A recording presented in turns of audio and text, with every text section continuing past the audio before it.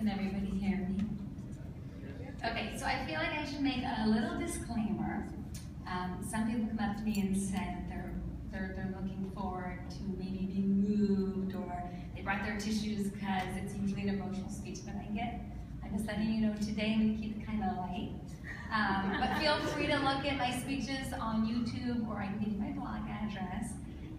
Maybe that makes people feel more relaxed now.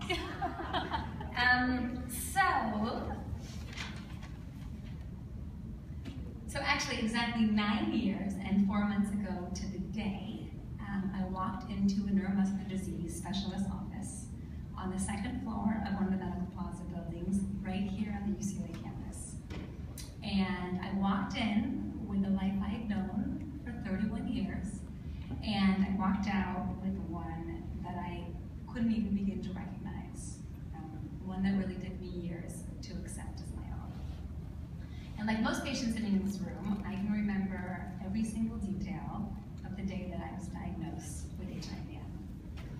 I remember when I discovered during the physical exam that unbeknownst to me, even the muscles on my fingers were weak. I can remember looking into my husband's eyes in the room as we stared at each other with just complete disbelief and confusion that this was happening. And I remember the elevator ride down to the 1st floor lab to get my blood drawn, and then sobbing in the bathroom. And until then, I never really understood what people meant when they said that after a traumatic event, you feel like you're in a daze, like you're somehow disconnected from your reality, or as if you're watching your life on a movie screen. And I understood it better that day than I ever had wanted to. So I've always said there's really no right or wrong way to grieve a loss or to process, that everyone really has to move at his or her own pace. For me, that pace was incredibly slow. I initially wanted to dive in and learn everything that I could about HIV.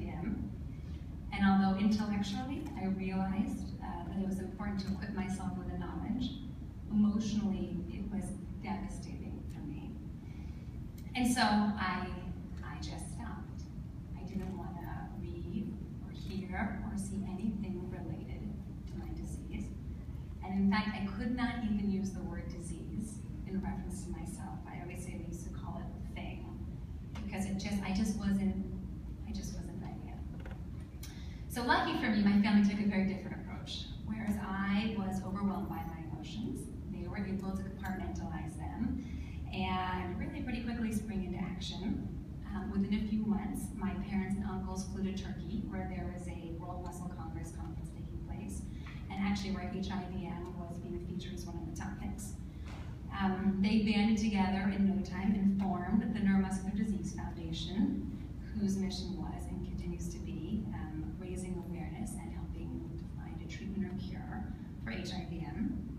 And they recruited members of the community, family members, friends, and really educated them about HIV and implored them to take an active role in the fight against it. They started having fundraisers, smaller ones at first, and they quickly gained momentum. And all the while, I kind of just stood by on the sidelines watching.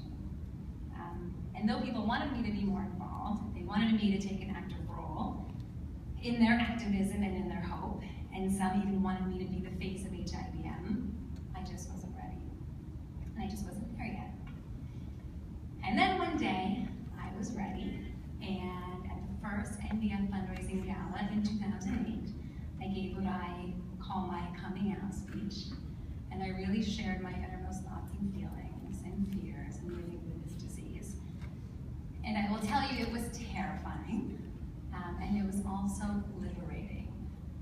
And the amount of love and support that poured in that room to me that night really helped me forge a new path, veering away from the one of avoidance and really moving towards one of acceptance. And if you're sitting here today, either as a patient or a family member, then you too have traveled on that same path of acceptance. It is not an easy one, but it's an important one. And it takes a lot of courage to be sitting here in this room today. So I'd like to think of today as a day of empowerment, When the NDF first came on the scene, most people hadn't even heard of HIV/M, including my own physician self. And now it's fairly well known in the community, at least in Los Angeles. It's routinely screened for at the OB's offices, and there are regularly held genetic tests